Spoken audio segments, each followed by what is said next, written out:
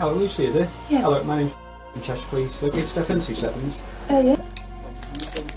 Lucy Letby's crimes are difficult to comprehend. Her victims, babies, so tiny, so fragile, so many. But her arrest in 2018 led today to her conviction, and now this shocking title as the most prolific child killer of modern British history. Lucy Letby was born on January 4, 1990, in Hereford, Herefordshire, in the UK. She was raised as the only child of John Letby, a finance manager, and Susan Letby, an accounts clerk. Close friends and family described Lucy as goofy and bubbly. She was a churchgoer and attended services at the Hope City Church. According to her close friend Dawn Howe, Lucy was a product of a difficult childbirth, and the stories she heard caused her to admire the labor and delivery nurses who helped save her and her mother's lives. Dawn said that story is what caused her to develop her lifelong goal of becoming a nurse. Did Lucy always know she wanted to do nursing? Yeah. It was the only career that I ever remember her saying that she wanted to go and do. She had had difficult birth herself, and she was very grateful for being alive to the nurses that would have helped save her life. So I feel like everything that she did was geared towards that ultimate goal of becoming a nurse. In 2008, Lucy enrolled at the University of Chester and majored in nursing. During her 3-year college tenure, she worked as a student nurse at the Liverpool Women's Hospital and the Countess of Chester Hospital. Lucy excelled in her studies and graduated from college in September 2011. The following year, in January of 2012, Lucy was hired by the Countess of Chester Hospital as a registered nurse in the neonatal unit. That is the unit that provides medical care for newborn babies, especially those born ill or premature. In November of 2013, Victoria and Michael Whitfield gave birth to a daughter they named Felicity at the Countess Chester Hospital. My first encounter with her was basically the look. When she was standing over Felicity's cot, I went down at 3 o'clock in the morning I don't know why I went down, I just had a feeling that I needed to go down. I went down, I was walking down towards the NCU unit, and she was standing next to the cot, and she just looked up, stared at me, walked off. I walked towards the cot. At the time, I didn't think anything of her looking and walking away. And then I sat down, and then that's when all hell broke loose and all the buzzers started going off. She was the first woman who washed, bathed, put a nappy on my baby, and it just sickens me to the stomach. It was just a blank look, like a glance up. There was no smile, there was no talk. It was just, she was standing there doing whatever she was doing. She just looked up, and then she just walked away from the incubator. Baby Felicity luckily survived, but was left permanently handicapped. Afterwards, Lucy sent the couple a picture of their daughter with her feeding tube dislodged. On the back of the picture, Lucy wrote, "Caught in the act. Baby deciding she is a big girl now and doesn't need to be tube-fed anymore." Also in 2013, a woman named Emily Morris and her husband Mark Lewis gave birth to a son named Alvin at the Countess of Chester Hospital.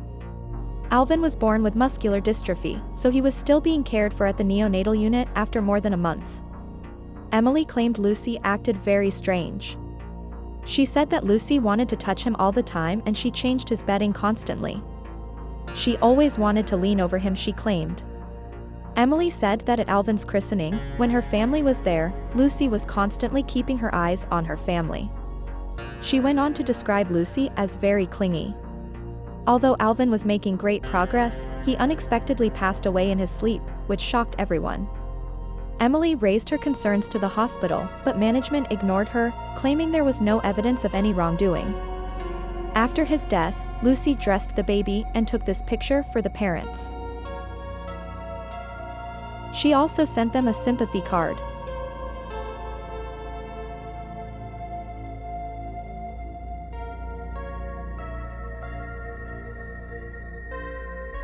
On June 7, 2015, a woman gave birth to twins, a boy and a girl, identified as Baby A and Baby B. The following afternoon, after being in Lucy's care for just around 20 minutes, Lucy called the doctor to report that the health condition of baby A was somehow getting worse. The doctor noted that the boy's condition was deteriorating rapidly and to an unusual degree. He also observed that the baby had developed an unusual blue and white mottling on his skin that they said they had never seen before. But according to experts, discolored mottled skin happens when blood pressure drops and blood flow is severely restricted. This is commonly caused when someone has been injected with air. At one point, a nurse said that she saw Lucy blankly standing over the newborn and watching the baby struggle as his condition worsened. Unfortunately, the infant boy mysteriously passed away from what would later be determined to be an IV air embolism. It was less than 2 hours after Lucy called the doctor and less than 90 minutes since Lucy began her shift. Several of Lucy's colleagues reached out to her to express their sympathy for what they thought she must have been going through.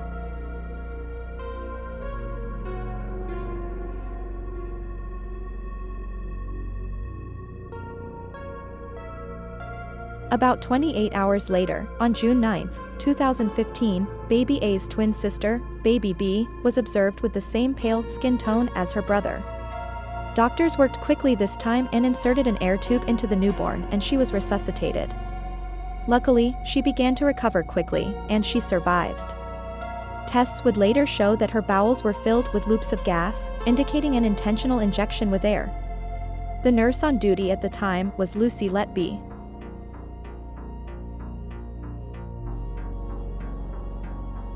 A few days later, baby C, a boy, was born 7 weeks premature and weighed about 1 pound. Despite this, doctors were able to get the infant stabilized and he was said to be doing very well. But, on June 14, 2015, a nurse left baby C in Lucy's care and almost immediately the child collapsed. As the alarms rang, the nurse ran back into the unit and claimed she saw Lucy calmly standing over the infant. Unfortunately, the child did not survive, but before he was even pronounced deceased, Lucy brought the parents a baby basket and asked them, "Since you've said your goodbyes, do you want me to put him in here?"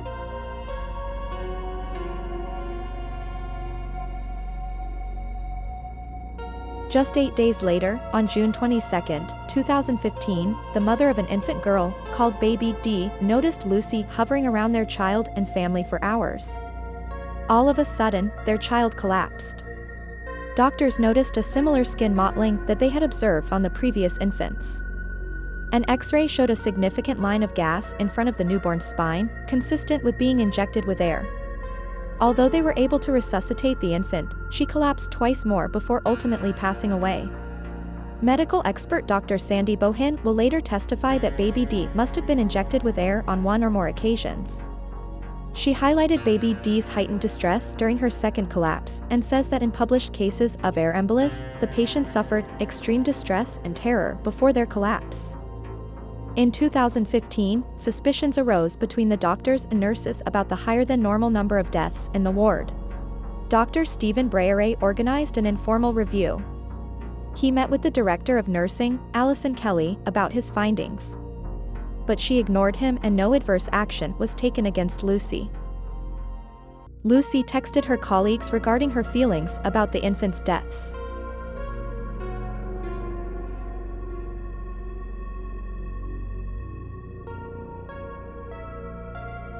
On August 3, 2015, a new mother rushed into the prenatal unit to bring her twin sons, baby E and baby F, some milk.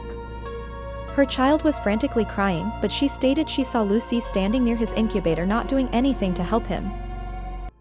In the corridor, I could immediately hear crying.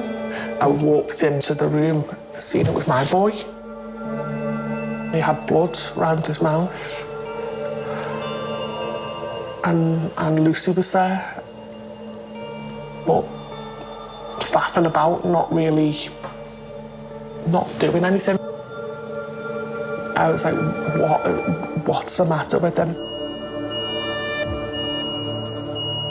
Lucy said, oh, don't worry. She has this really calm demeanour about her, and she's, very, very softly spoken. And don't worry, the registrar was coming.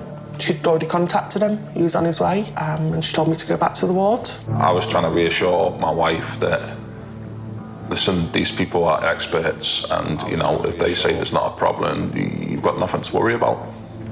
And that was the first phone call. Quickly followed up by a second phone call with a midwife saying, you need to get here now. And there was a third phone call telling me, where are you?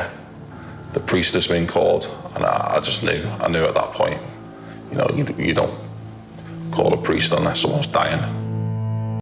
Just 5 hours later, on August 4th, 2015, the infant was pronounced deceased.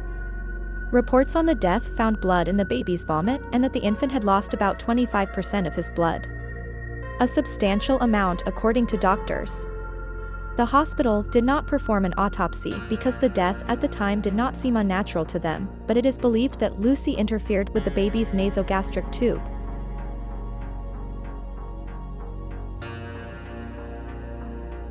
The following day, on August 5th, baby E's twin brother, baby F, experienced a substantial increase in heart rate and a major drop in his blood sugar. This can't be happening. It's almost bang on 24 hours since our other son had died. This just can't be happening. So I went and I sat with him all night. His heart rate was absolutely through the roof, you know. It didn't come down, and I was just like, just come down, you know, and I'm almost trying to will the machine, you know, bring his heart rate down, make it okay. The child miraculously survived, but blood tests revealed that the baby had been injected with extremely high amounts of pharmaceutical insulin. Lucy texted her colleagues after the attempted murder of baby F.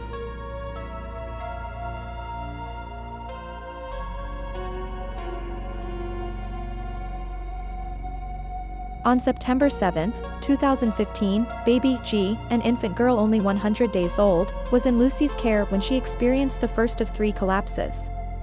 The infant survived but was severely disabled.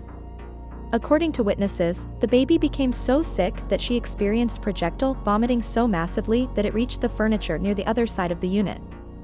Her heart rate and oxygen levels also dropped to unusually low levels. According to experts, the baby must have received more food through her feeding tube than allowed, and there was no way it could have been an accident. Lucy falsified the medical records of the child to make it look as if the infant had been having a constant fever for days. She also changed the time of one of the baby's collapses to a time when one of her co-workers was scheduled to feed her.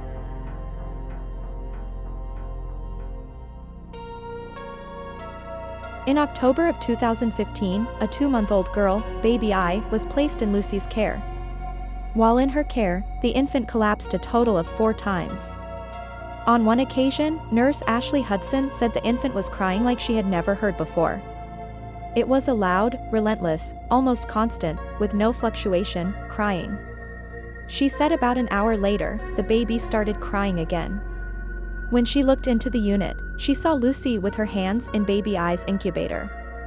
On 2 occasions after the infant collapsed, X-rays revealed large amounts of excess air in the girl's stomach.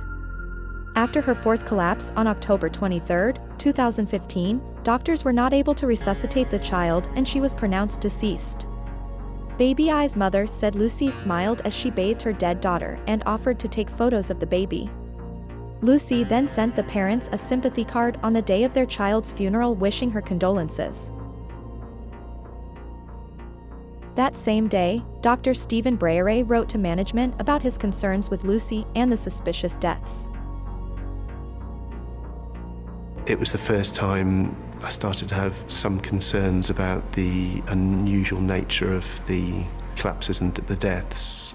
I emailed the unit manager after this death in October and asked to discuss Lucy Letby and her association with the deaths. The response from the unit manager. She says it is unfortunate that Lucy Letby was on duty. However, each cause of death was different, and some were poorly prior to their arrival on the unit. What do you read from that?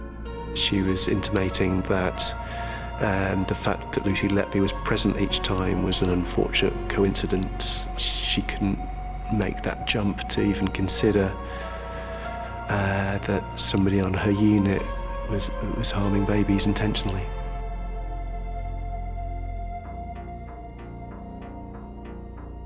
In January of 2016, Dr. Ravi Jairam, who already had his suspicions about Lucy, believed he witnessed an attempted murder firsthand. Baby K was born 12 weeks premature. That is a night that is etched on my memory and will be in my nightmares forever, to be honest. I was sitting at the desk just outside the room writing notes, and the nurse looking after the baby said she was popping to the delivery suite to go and talk to the parents, and she said, "I've left Lucy in there babysitting." Part of me was saying, you better go in and just check everything's okay, because you know what's happened before when Lucy's been on duty. As I walked towards the incubator, I could see on the monitors that the oxygen saturations, which is basically the baby's oxygen levels, were dropping. And they dropped to a level that ordinarily, number one, the alarms would have been going off. But number two, the nurse would have called for help. And Lucy Letby was standing by the top of the incubator. She didn't have her hands in the incubator. What was she doing then? Well, she was just standing there. Now, tubes become dislodged, but this was a 25-week gestation baby who wasn't kicking around, who wasn't vigorous. The only possibility was that that tube had to have been dislodged deliberately. I've been a paediatrician since 1992, and I had never in my career seen anything like this. And actually, initially, there was a feeling of thank goodness Lucy was on, because she's really good in a crisis, she's really good at managing these things. But as time progressed, the thoughts started springing into our heads. Could she be doing something deliberately? I don't think anybody has a rule book for how you deal with a situation where you're suspecting that somebody's causing deliberate harm to babies on your neonatal unit. Unfortunately, baby K passed away 3 days later. Dr. Ravi Jairam raised his suspicions about Lucy to the hospital administration. But according to him, he was told to, quote, not make a fuss, and Lucy remained in the neonatal unit. Well, we were told when we initially raised concerns that if we call the police, there'll be blue and white tape everywhere, that's the end of the unit. It would be really bad for the reputation of the trust. In January of 2016, the hospital ordered an inquiry after doctor began to address their concerns about Lucy. The hospital chose the CQC, or the Care Quality Commission, for the job. They found that the unit's issues were caused by short staffing and skill mixture, not Lucy Letby.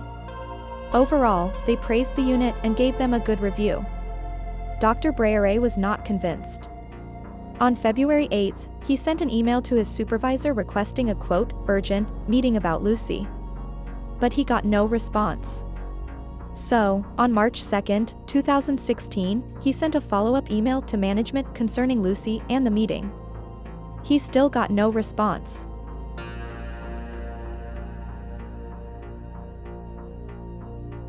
On April 9th, 2016, two-day-old twin brothers, identified as Baby L and Baby M, suffered sudden collapses within hours of each other. Medical tests found that Baby L had insulin levels, quote, at the very top of the scale that the equipment was capable of measuring.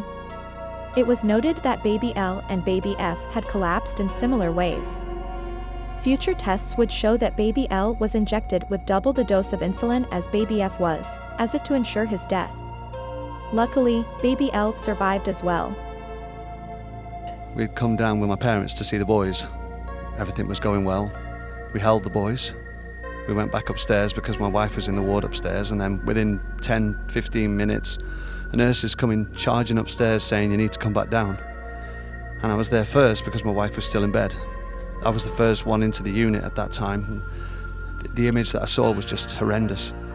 That image I'll never forget because it's on the brain. He was just crying, and I said, oh my God, what happened? And up until 9 o'clock, Mary Griffith and Lucy were there at night time with Baby L.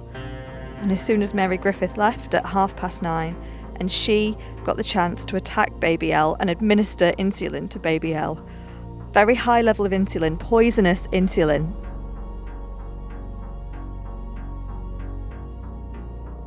Hours later, baby L's twin brother baby M's heart rate and breathing suddenly dropped, and he also nearly died. Experts said that baby M's heart problems were likely to have been caused by air being injected into his bloodstream. Although he survived, the infant now has permanent brain damage. When I went down, I saw doctors around the trolley, and they're just pumping his heart like a rag doll, really. He was just like a doll, and they were just going like that, to the chest.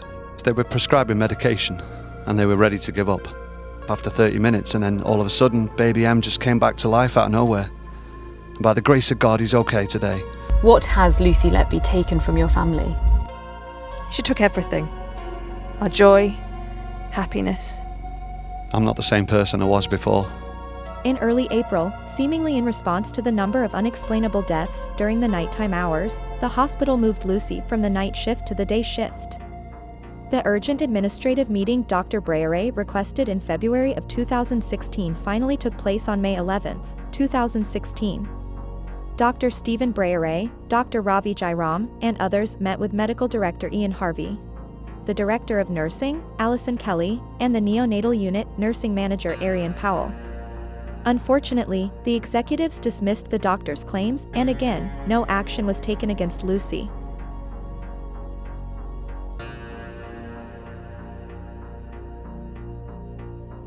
About a month later, baby N was born only 2 weeks and 3 days short of being a full-term baby. But he was unfortunately diagnosed with hemophilia. On June 2, 2016, while under Lucy's care, the baby suffered severe trauma to his throat area and cried for over 30 minutes straight.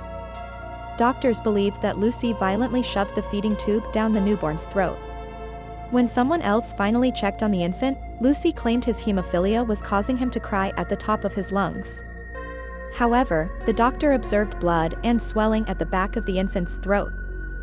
Fortunately enough, baby N was able to recover quickly after being placed under strict supervision. Around 2 weeks later, at 7 a.m. on June 15, 2016, Lucy started her shift.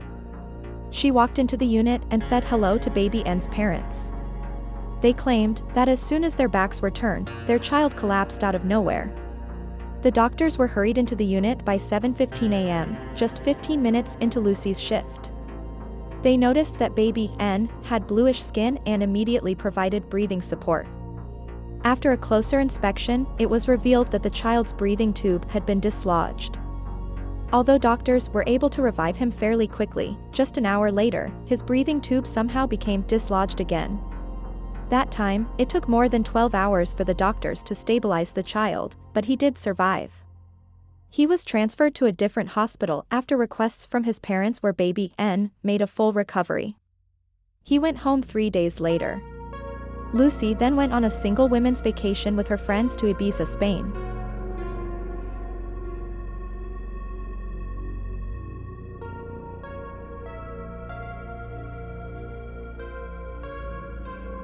On June 23, 2016, Lucy was on her first shift back from vacation.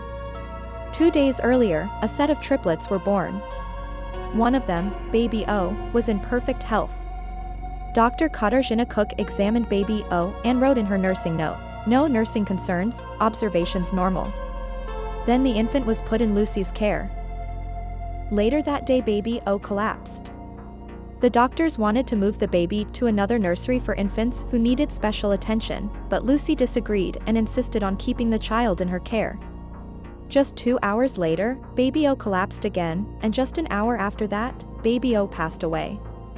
X-rays done post-mortem showed baby O had an abnormal amount of gas in his body. The baby also had liver damage that an independent pathologist said had to have resulted from a major impact injury, similar to what would be seen in a car crash. He also found evidence to suggest that the baby was excessively overfed and injected with air.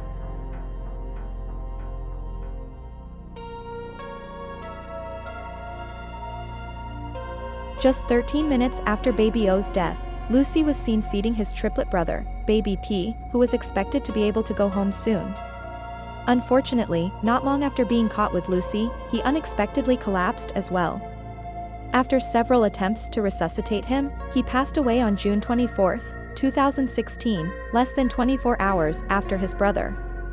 Like his brother, the postmortem x-rays showed an inexplicable amount of gas inside the infant's stomach. His diaphragm had also been shattered. Later that day, Lucy dressed the two deceased brothers and took their photo for the parents. After the death of baby P, Dr. Breyer said that he had finally had enough. He called the head of nursing, Karen Rees. He insisted that Lucy be removed from the unit, but Karen refused. She insisted that Lucy was safe to work and that she would be happy to take responsibility if anything happened to any more babies under Lucy's care. I challenged her. I said, well, are you saying that you're making this decision against the wishes of 7 consultant paediatricians?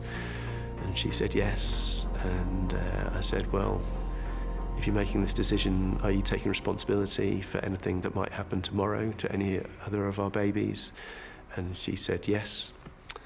And the phone call stopped shortly afterwards. After the suspicious deaths of their first 2 babies, the parents of baby O and baby P begged the doctors to transfer their only surviving triplet to a different hospital. The doctors agreed.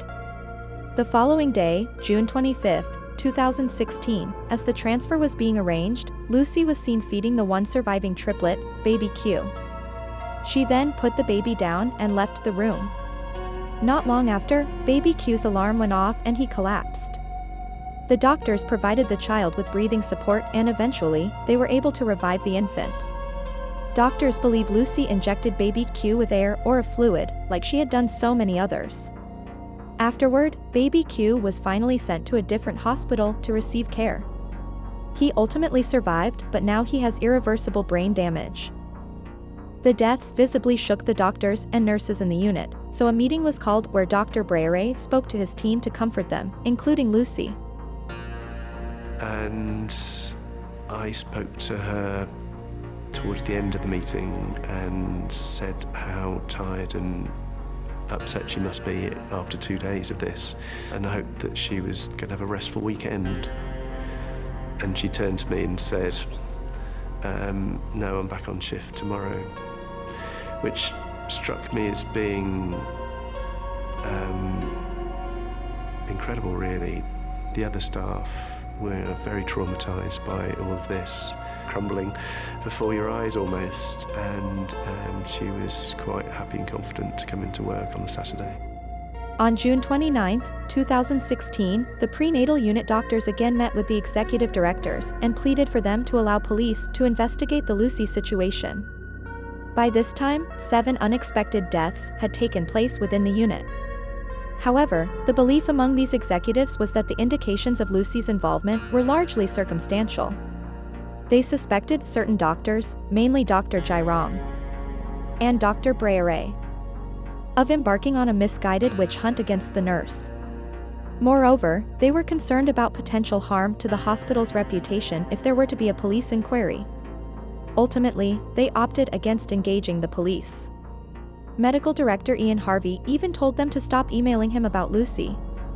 However, they could not find an explanation for the increased mortality rate. Ian then launched his own internal investigation with the Royal College of Pediatrics and Child Health. On July 15, 2016, Ian Harvey emailed all nursing staff requiring them to undergo clinical supervision, and he designated Lucy to go first. This was a cover for his investigation into Lucy and to get her out of the unit. She was then moved to the patient experience team. During that time, all the unexpected infant deaths and collapses stopped.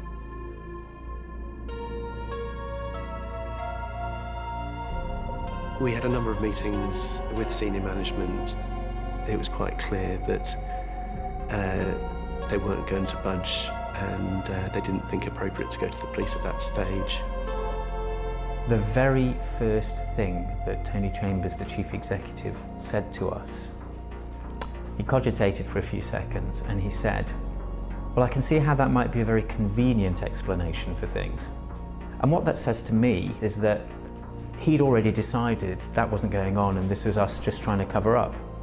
We discussed having CCTV put onto the unit, we discussed her being supervised one-to-one with somebody watching her all the time. And then we heard that Lucy Letby had been moved to the Risk and Governance Department, so she'd been taken off the unit. In September 2016, Lucy filed a formal grievance about her transfer to the hospital's Risk and Patient Safety Office. The board upheld that grievance after the RCPCH provided the results of their inquiry in January of 2017. The report determined that Lucy's removal had been orchestrated by the doctors with no hard evidence. The RCPCH supported her return to the neonatal unit and offered her a placement at a different hospital, the Alder Hey Children's Hospital in Liverpool, if she wanted. They also offered her support to develop an advanced practice or a master's degree at their expense.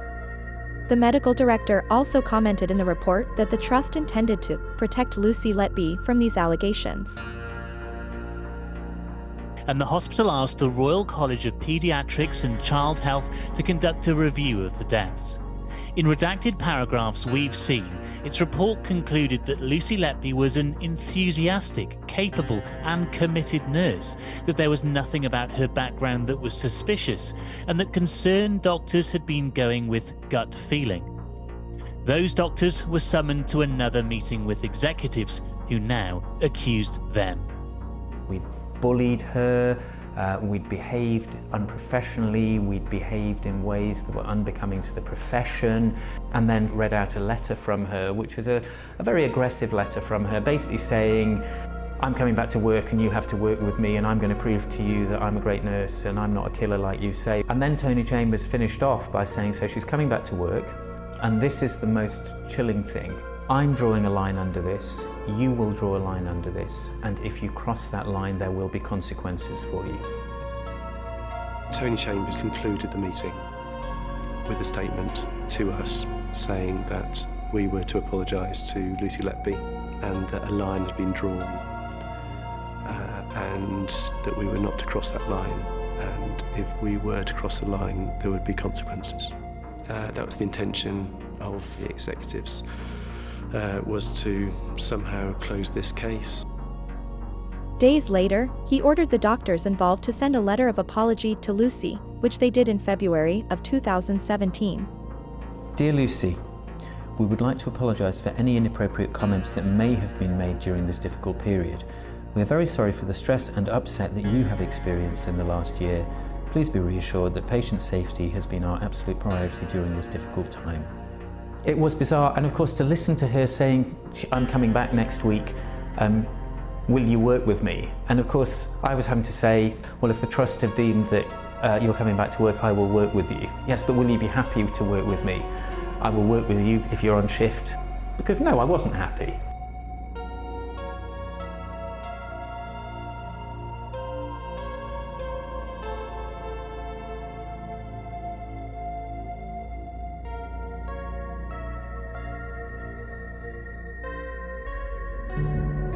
Have you ever thought that there could be some other explanation for all of this and that Lucy Letby is innocent?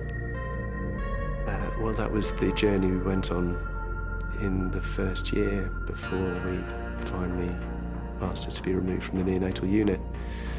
That was a year of looking for all those alternative explanations, and we excluded all those things until we got down to one point, which was Lucy Letby.